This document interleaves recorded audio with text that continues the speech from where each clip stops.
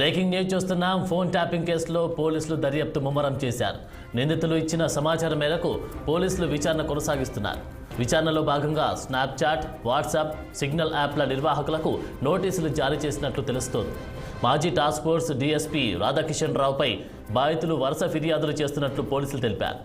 Tapping వ్యవహారంలో భాగంగా 25 మంది స్పెషల్ టీంతో రేవంత్ రెడ్డి కదలికలపై 24 గంటలు నిఘా పెట్టినట్లు విచారణలో బయటపడినట్లు తెలుస్తోంది.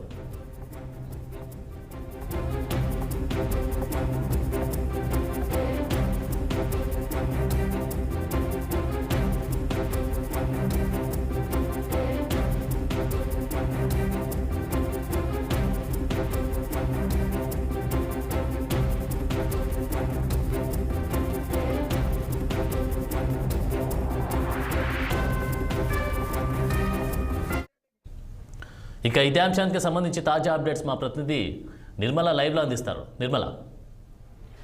ఆనంద్, గత ప్రభుత్వము కేసీఆర్ ప్రభుత్వం కావడంతో ఈ ఫోన్ ట్యాపింగ్ వ్యవహారం అంతా కూడా ఇప్పుడు గత ప్రభుత్వం చుట్టే తిరుగుతుంది. గత ఎన్నికల్లో కూడా కేసీఆర్ ప్రభుత్వము రేవంత్ రెడ్డి పైన, ఇప్పుడు ప్రస్తుతం ఉన్న సీఎం రేవంత్ రెడ్డి పైన, కుటుంబం పైన కూడా చాలా 25 మంది స్పెషల్ టీంతో నిఘా పెట్టినట్టుగా కూడా పోలీసులు అయితే గుర్తించడం జరిగింది. అదేవిధంగా రేవంత్ రెడ్డి ఎక్కడికి వెళ్తున్నాడు, ఎవరెవరితో కలుస్తున్నాడు, తను ఎవరితో మాట్లాడుతున్నాడు అనే విషయాలపైన కూడా వీళ్ళు నిఘా పెట్టినట్టుగా కూడా తెలుస్తుంది. అదేవిధంగా తన కుటుంబ సభ్యులతో మాట్లాడిన విషయాలను కూడా, అలాగే ఇప్పుడు రేవంత్ రెడ్డికి ఎలక్షన్ల మూమెంట్లో కూడా ఫైనాన్షియల్గా ఎవరు వాళ్ళకి ఆదుకుంటున్నారు అనే విషయాన్ని కూడా, వాళ్ళ వివరాలను మొత్తం రాబట్టి కూడా ఇప్పుడు ఈ విషయాలన్నీ కూడా బీఆర్ఎస్ ప్రభుత్వానికి చేరవేశారు అనేది కూడా పోలీసుల దర్యాప్తులో మాత్రం వెల్లడైందని చెప్పుకోవచ్చు.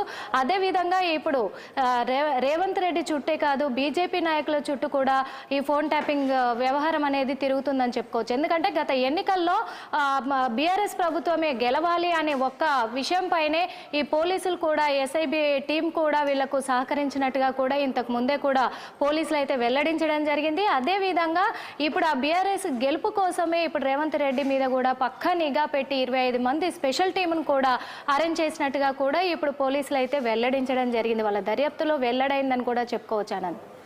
ఓకే నిర్మల, మరి విచారణలో భాగంగా అయితే స్నాప్చాట్, వాట్సాప్, సిగ్నల్ యాప్ల నిర్వాహకులకు అయితే మరి నోటీసులు ఇచ్చినట్లుగా కూడా తెలుస్తుంది. మరి దేనికి సంబంధించి నోటీసులు ఇచ్చారు?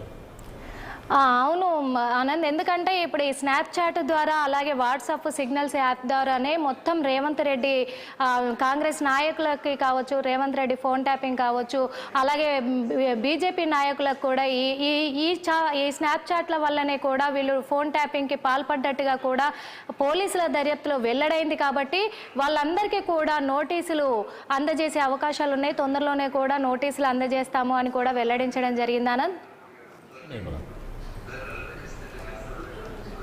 Thank you Nirmala.